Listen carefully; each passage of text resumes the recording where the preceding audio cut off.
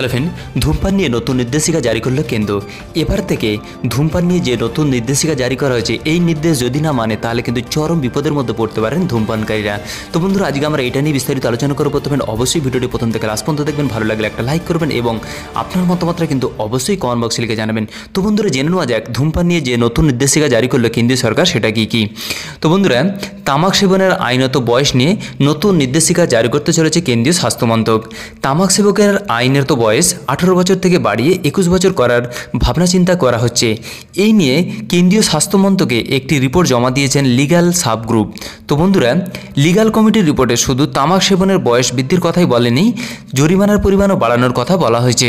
এদিকে রিপোর্টে বলা হয়েছে সাধারণত স্কুল কলেজ থেকেই ছাত্ররা ধূমপান করতে শুরু করে। অনেকটা স্টাইলের বশেই তারা ধূমপান বা তামাক সেবন করে থাকে। তামাক সেবনের বয়সের সময়সীমা 21 বছর করলে ছাত্র অবস্থা থেকে ধূমপানের প্রবণতা কমবে, এতে ক্ষতি কম হবে বলে মনে করেছেন।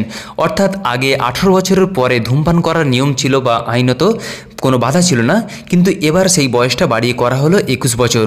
হ্যাঁ বন্ধুরা, রিপোর্টে আরও বলা হয়েছে যে 21 বছর বয়সের কম বয়সীদের যদি কেউ দোকানে তামাকদ্রব্য কিনতে পাঠায়, তাহলে যে তাদেরকে তামাকদ্রব্য কিনতে পাঠাবে এবং যে কিনতে যাবে তারও বিরুদ্ধে ভয়ঙ্কর ব্যবস্থা নেওয়া হবে কেন্দ্রীয় সরকারের তরফ থেকে।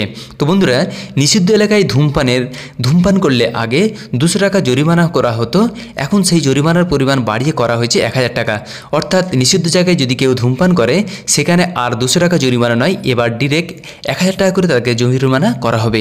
তো বন্ধুরা, আমাদের উদ্দেশ্য ছিল এই ছোট্ট একটা ইনফরমেশন আপনার কাছে পৌঁছে দেওয়া। যদি ভালো লেগে থাকে তাহলে অবশ্যই লাইক করবেন এবং আপনার মতামতটা কিন্তু অবশ্যই কমেন্ট বক্সে লিখে জানাবেন যে ধূমপানটাকে পুরোপুরিভাবে নিষিদ্ধ করা উচিত না উচিত নয়। Thank you friend, thank you for watching.